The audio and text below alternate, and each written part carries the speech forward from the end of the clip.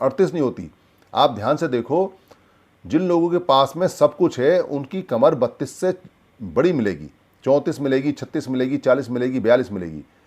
पर जो लेबर हैं उनकी कमर 32 से कम मिलेगी, 30 से कम मिलेगी, 28, 26, 24 ऐसी मिलती है उनकी कमर, क्योंकि उनको खाने को नहीं मिलता। दिन भर वो मेहनत करते हैं और उनके शरीर में इतना भी नहीं जाता, उनको मिलता ही नहीं, दिया नहीं जाता कि वो अपने शरीर को अच्छी तरह से ऊर्जा भी दे सकें। क्योंकि अगर ज़्यादा खाने को दे दिया तो फिर वो लेबर नहीं रहेंगे, फिर वो मास्टर बन जाएंगे, फिर वो अपना हक मानना शुरू करेंगे। जैसे बाबा साहब की कृपा से जितने हमारे लोग थे जो पढ़े लिखे और जिनको अच्छा खाना मिला और जिनकी कमर 42 और 40 और 38 हो गई, उन लोगों ने आगे की सोचना शुरू किया।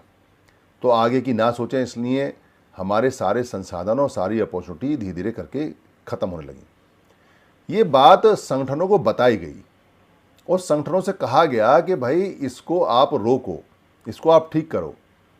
पर संगठन आपस में 29 लाख टुकड़ों में टूटे रहे। और अफसोस इस बात का यह है कि हमारे बच्चे की लाश गिरती है तो ये संगठन फोटो खिंचवाने जाते हैं, अलग अलग राजनीतिक लोग। हमारे सरकारी डिपार्टमेंट बिकते हैं तो ये अपने, हमारे जो सरकारी डिपार्टमेंट में संगठन है वो अपने डिपार्टमेंट को भी नहीं बचा पाए, हमारे अधिकार क्या बचाएंगे। हमारे जो वकील हैं पूरे भारत में हजारों की संख्या में हैं, पर दिल्ली के अंदर ही अगर मैं आपको बताऊं तो यहाँ दसियों संगठन बना रखे हैं और एक दूसरे के खिलाफ हैं, कभी एक साथ रहते नहीं। हमारा कोई धार्मिक सिस्टम नहीं है, हमारा कोई धार्मिक सिस्टम नहीं है। जो सिस्टम हमें बाबा साहब अम्बेडकर ने दिया था कि ये हमको सिस्टम बचाएगा, वो सिस्टम पूरी दुनिया का सबसे मजबूत सिस्टम है। बुद्धिस्ट लोग पूरी दुनिया में आर्थिक स्थिति में सुपर पावर हैं, यानी पैसा उनके पास बहुत है और वो मदद भी करना चाहते हैं। पर यहाँ सिस्टम एक नहीं है, यहाँ सारे भिक्खू अलग अलग हैं, या सारे धर्म की संस्थाएं अलग अलग हैं, इसलिए वो अपना रिप्रेजेंटेशन दे नहीं पाते और वो दे भी नहीं सकते। क्योंकि बाहर वालों को बताने के लिए आपको ये बताना पड़ेगा कि भारत का सिस्टम एक है और ये वो सिस्टम है जिसमें 30 करोड़ लोग जुड़े हुए हैं, तो वो आपकी मदद करेगा।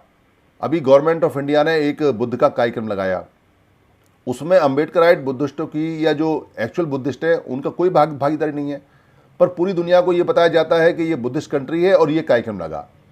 तो जो कम्युनिकेशन में और जो अपने आप को प्रेजेंट कर देगा वो बाजी मार ले जाता है। भारत में 70-80 साल से और उससे पहले से भी बहुत सारे बुद्धिस्ट कंट्री बुद्धिस्टों के लिए बहुत सारे पैसा देते हैं, बहुत सारी मदद देते हैं, बहुत सारी सब्सिडी देते हैं, पर वो उन लोगों के पास जा रही है जिन्होंने वहाँ अपनी जड़ें जमा रखी हैं। और यहाँ तो आपस में जूतम पतरम हो रही है, यहाँ तो लड़ रहे हैं आपस में, यहाँ तो भिक्खुओं ने मठ खोल रखे हैं, अलग अलग सिस्टम बने हुए हैं और कोई कहता भी नहीं उनसे। तो इसलिए वो मदद भी हमको नहीं मिलती। हम रिलीजियस भी बहुत कमज़ोर हैं और बिखरे हुए और टूटे हुए हैं। ये समस्याएं भिक्खुओं से कही हैं कि भाई तुम क्या करो, पर वो अपने मस्त हैं, कार्यक्रम लगाते हैं, 10-20 लाख रुपए उन्हें मिल जाते हैं, वो लेके फिर दूसरे शहर में चले जाते हैं, फिर कोई रैली वैली निकालते हैं। चीवर देख के, भिक्खू देख के लोग उनके पैर भी पड़ते हैं, नमस्कार भी करते हैं, उनको पैसा भी देते हैं, फिर कोई हिसाब भी नहीं पूछता कि तुम क्या कर रहे हो, कैसा धर्म चला रहे हो, कैसा संघ चला रहे हो। ये समस्या सब जगह है। लड़कों ने कमान संभाली दल बल के साथ में, पर वो नौसिखी हैं, वो उनका इस्तेमाल कोई और करता है।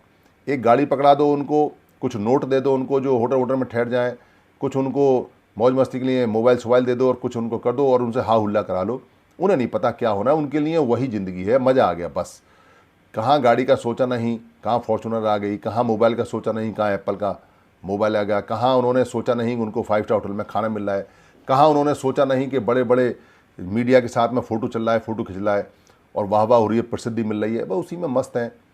कितने अधिकार चले गए और कितने जाने वाले हैं और अधिकारों के लिए क्या करना है किसी को कुछ नहीं पता, कहीं कोई सिस्टम नहीं। इस बात को सभी लोगों से बार बार बताया गया।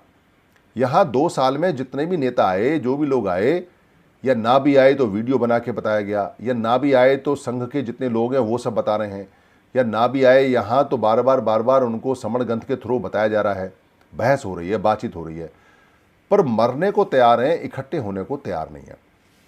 ये बात बहुत बारीकी से अच्छी तरह से समझ में आई कि ये संगठन ही है जो हमारा सबसे ज़्यादा नुकसान कर रहे हैं। बाकी चीज़ें तो क्लियर हैं।